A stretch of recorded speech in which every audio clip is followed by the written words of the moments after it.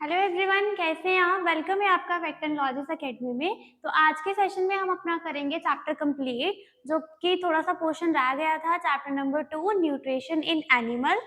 हमने last session में पढ़ा था कि सबसे पहले एक बार फटाफट देख लेते हैं कि लास्ट सेशन में हमने क्या किया था कवर अप। ह्यूमन में हम डाइजेशन कर रहे थे कि ह्यूमन बॉडी में जो डाइजेशन है वो किस तरीके से होती है। ठीक है, आपके जो कैनाल है वो किस में डिवाइड की गई है। फिर हमने किया था कि माउथ, हमारे मुंह में सबसे पहले जो डाइजेशन का पार्ट शुरू होता है वो मुंह से ही शुरू होता है। कोई भी चीज जब हम खाते हैं तो वो मुंह से ही खाते हैं, मुंह से अंदर वो जाती है। उस प्रोसेस को हम क्या बोलते हैं, इंजेशन। ठीक है, मुंह से ही अंदर जाती है, फिर फूड पाइप के थ्रू वो स्टमक में जाती है। इतना क्लियर। फिर मुंह में ऐसी क्या चीजें थी वो हमने पढ़ी थी। ठीक है, मुंह में अगर आप देखो तो ह्यूमन बींग्स के 2 टीथ के सेट पाए जाते हैं, दांत, टंग और सलाइवा। ये 3 जो है वो एक बहुत इंपॉर्टेंट रोल प्ले करती हैं हमारे ह्यूमन डाइजेशन सिस्टम में। सबसे पहले अगर हम बात करें तो सबसे पहले टीथ की बात करते हैं, दांतों की बात करते हैं। तो जो दांत हमने पढ़े थे वो थे टेम्परेरी और परमानेंट। टेम्परेरी वो जो छोटे बच्चों को आती है 5-6 महीने में, फिर थोड़ी देर बाद 6 साल में उनके दांत टूटने शुरू हो जाते हैं। अगर मैं परमानेंट की बात करूं तो परमानेंट 32 टीथ जो है वो हमारे एडल्ट ह्यूमन बॉडी में पाए जाते हैं। ठीक है, फिर इंसीजर के 9 प्रीमोलर पोलर हमने पढ़े थे कि ये अलग अलग टाइप्स हमने की थी, इसको अच्छे से डिस्क्राइब किया था। स्टमक के बारे में पढ़ा था और इसोफेगस या फूड पाइप के बारे में पढ़ा था कि क्या होता है। फिर हमने अब आज हमने जो करना है अपना एक न्यू टॉपिक, वो है स्मॉल इंटेस्टाइन। अब ये स्मॉल इंटेस्टाइन क्या है, इसमें कौन सी ऐसी प्रोसेस होती है। ठीक है, अब वो करेंगे। तो small intestine first of all, एक तो इट इज वेरी इंपॉर्टेंट। ठीक है, ये बहुत ही ज्यादा इंपॉर्टेंट है। अब इसके बारे में करेंगे हम डिटेल में।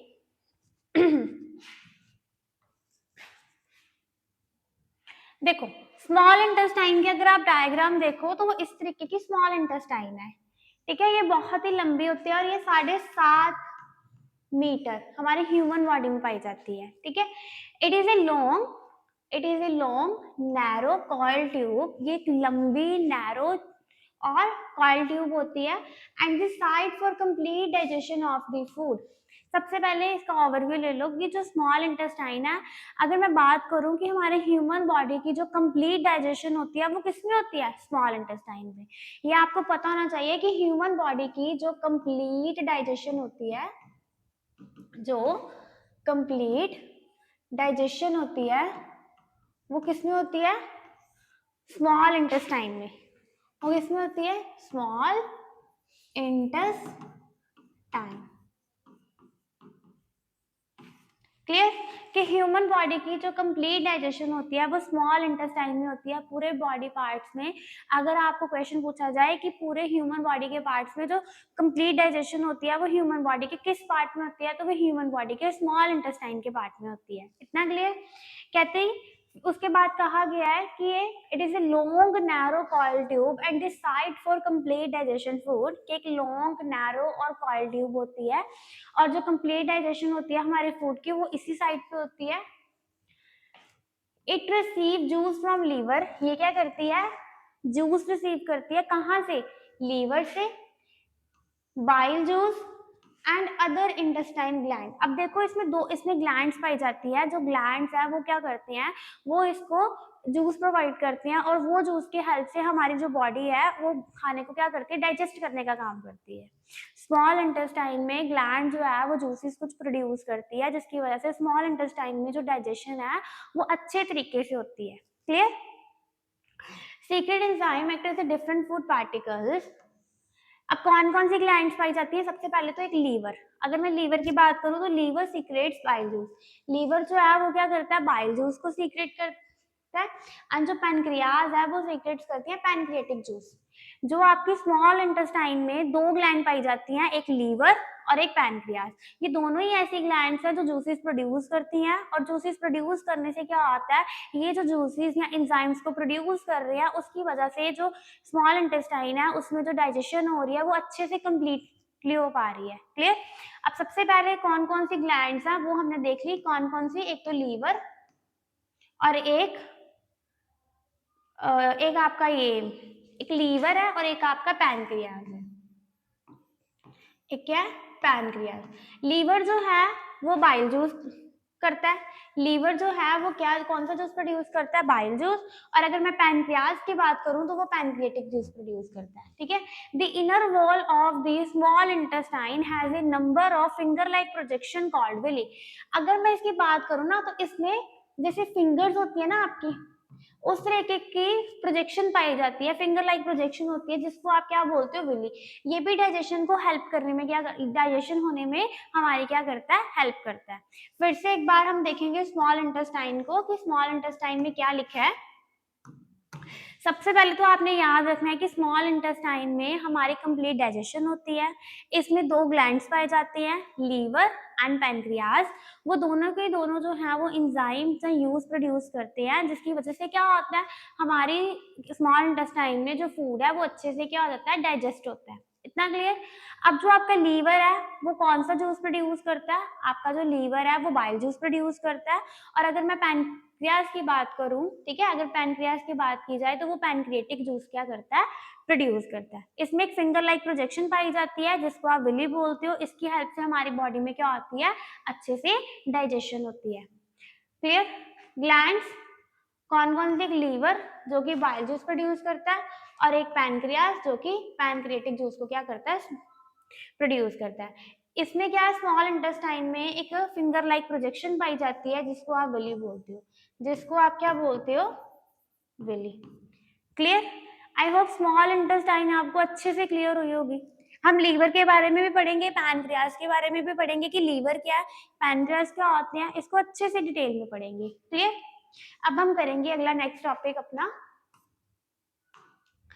अब लार्ज इंटेस्टाइन, पहले हमने पढ़ी स्मॉल इंटेस्टाइन, अब हम पढ़ेंगे लार्ज इंटेस्टाइन।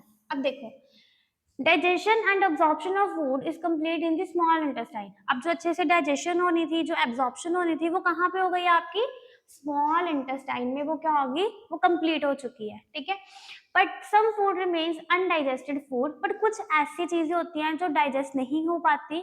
वो क्या होती हैं, ठीक है, अब वो चीजें जो डाइजेस्ट नहीं हुई वो क्या होंगी, वो पास होंगी from the small intestine to a wide tube. एक चौड़ी सी ट्यूब में से, स्मॉल इंटेस्टाइन में से आके वो एक चौड़ी सी, ये देखो, एक चौड़ी सी वाइड सी पाइप में से वो आएंगी। ठीक है। किसकी तरफ, लार्ज इंटेस्टाइन की तरफ। Most of the water present in the undigested waste get reabsorbed by the body. The waste, now almost solid, is moved to the last part of the large intestine.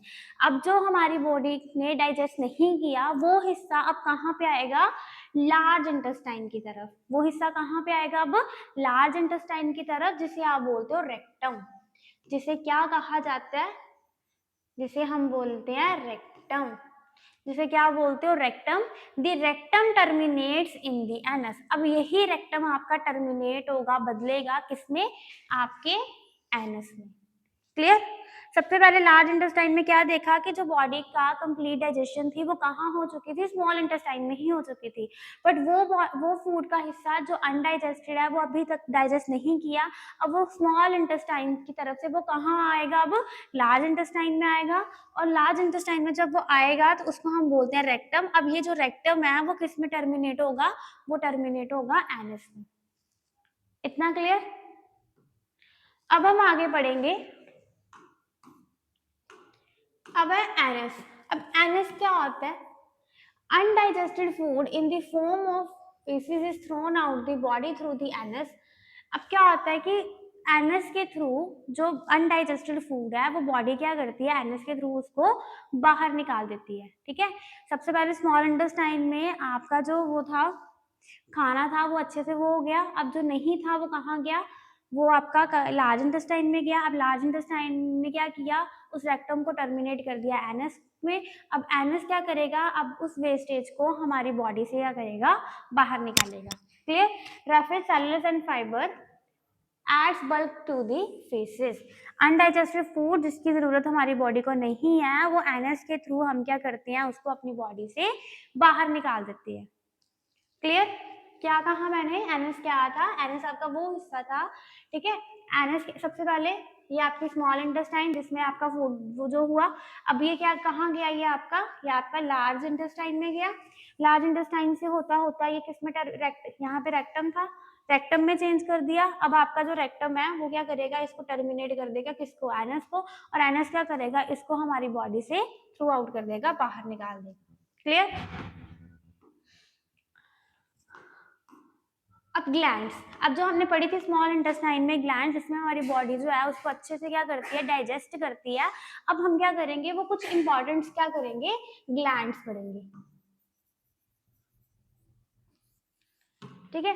There are special organ in the body which produce digestive juice. अगर बात की जाए तो ये एक special organ होते हैं हमारी बॉडी में, एक स्पेशल ऑर्गन पाए जाते हैं जो क्या करते हैं, डाइजेस्टिव जूस को क्या करते हैं, प्रोड्यूस करते हैं, which help break down into the simpler form, जो हेल्प करते हैं क्या, ब्रेक डाउन करने में सिंपलर फॉर्म में। इन ऑर्गन्स को हम क्या कहते हैं, ग्लैंड्स। ये ऑर्गन्स क्या कहलाते हैं, ग्लैंड्स। ये आप देख सकते हो स्लाइवरी ग्लैंड्स। फिर से देखो स्लाइवरी ग्लैंड्स क्या होते हैं, ये इस तरीके के स्पेशल ऑर्गन्स होते हैं जो हमारी बॉडी में पाए जाते हैं, और ये क्या प्रोड्यूस करते हैं, ये डाइजेस्टिव प्रोड्यूस करते हैं, जो कि हेल्प करते हैं फूड को ब्रेक डाउन करते हैं सिंपलर फॉर्म में। इसी ऑर्गन्स को हम क्या बोलते हैं, ग्लैंड। एक ऐसी चीज है जो हमारे फूड को ब्रेक डाउन करने में हेल्प करते हैं स्मॉलर कंपाउंड्स में या स्मॉलर फॉर्म्स में, तो ये ऑर्गन्स हमारे क्या कहलाते हैं, ये ऑर्गन्स आपके कहलाते हैं ग्लैंड्स। ठीक है। अब कौन कौन सी ग्लैंड्स होती हैं उसके बारे में हम पढ़ेंगे। अगर मैं पहली ग्लैंड की बात करूं तो आपकी पहली ग्लैंड है स्लाइवरी ग्लैंड। पहली आपकी ग्लैंड है वो कौन सी है, salivary gland.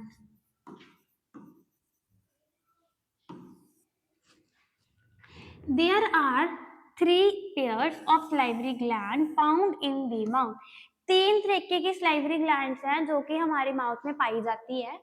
Salivary glands release saliva. Salivary gland क्या प्रोड्यूस करती है, स्लाइवरी ग्लैंड जो है वो आपका स्लाइवा प्रोड्यूस करती है, विच कंटेन एंजाइम्स, जिसमें बहुत सारे एंजाइम को कंटेन किया है। दी स्लाइवर एमाइलाइसिस ब्रेक डाउन स्टार्च। अब ये क्या करते हैं, जो आपके स्लाइवरी एमाइलाइसिस हैं ये ब्रेक डाउन होते हैं स्टार्च इनटू शुगर्स में। ये किसमें ब्रेक डाउन होते हैं, स्टार्च इनटू शुगर्स में। ठीक है। स्लाइवरी ग्लैंड क्या है, स्लाइवरी ग्लैंड आपके माउथ, सबसे पहले 3 ग्लैंड्स पढ़नी है हमने। सबसे पहले हमने मुंह में देखी थी ना कि जब हम खाना खाते थे तो स्लाइवा प्रोड्यूस करता था। स्लाइवा क्या करता था, हम खाने को सॉफ्ट करने का काम करता था, जिसकी वजह से जो हमारे दांत है इसको अच्छे से ब्रेक डाउन कर पाते थे। ठीक है। तो स्लाइवरी ग्लैंड जो है अगर देखा जाए तो उसके ये 3 पेयर में पाई जाती है। ये स्लाइवा प्रोड्यूस करती है और इसमें क्या होता है, एंजाइम एमाइलाइसिस क्या होता है, कंटेन होता है, और ये जो स्लाइवरी एमाइलाइसिस होता है ये ब्रेक डाउन करता है स्टार्च को, किसमें, शुगर में।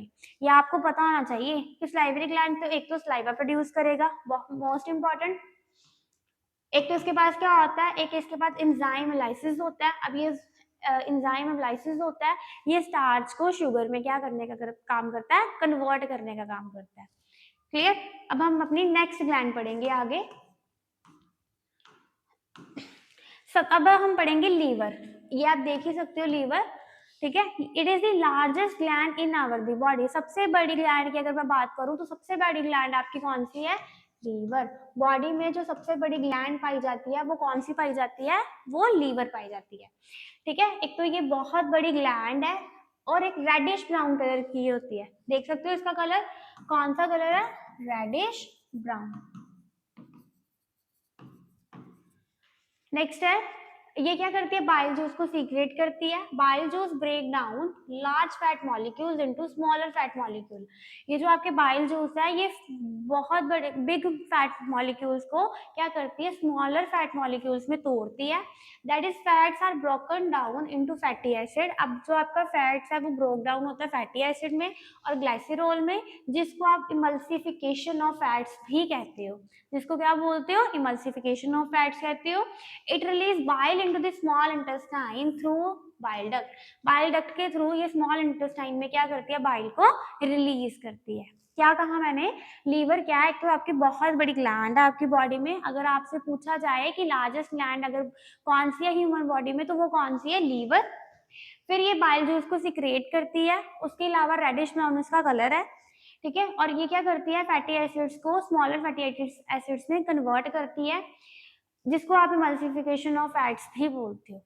क्लियर? अब एक लास्ट ग्लैंड पढ़ेंगे इस चैप्टर की, पैनक्रियाज।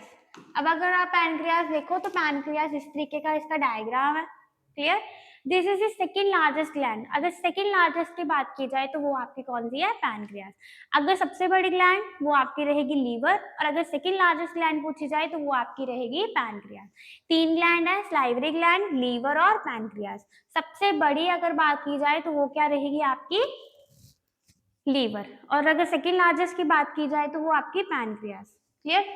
ये सेकंड लार्जेस्ट आपकी क्या ग्लैंड है बॉडी में, it is the yellowish in colour. अगर इसका कलर देखो तो कौन सा कलर है? येलोइश इसका कलर है। ठीक है, लीवर का कौन सा था? Reddish brown. ये क्या करती है? पैनक्रियाटिक जूस को सीक्रेट करती है, ठीक है, रिलीज करते हैं स्मॉल इंटेस्टाइन में थ्रू पैनक्रियाटिक डक्ट की वजह से। पैनक्रियाटिक जूस जो है वो क्या कंटेन करते हैं? Enzymes for breaking down carbohydrate, protein and fats. Pancreatic juice जो है वो कंटेन करते हैं एंजाइम्स और उसको तोड़ते हैं कार्बोहाइड्रेट, प्रोटीन्स एंड फैट्स में। क्लियर? येलोइश कलर की होती है, सेकंड लार्जेस्ट ग्लैंड है, स्मॉल इंटेस्टाइन में ये पैनक्रियाटिक जूस को क्या करती है? रिलीज करती है पैनक्रियाटिक डक्ट की वजह से। ये क्या करती है? एंजाइम कंटेन करती है और उसको ब्रेक डाउन करती है carbohydrate, proteins and fats. Carbohydrates, protein and fats.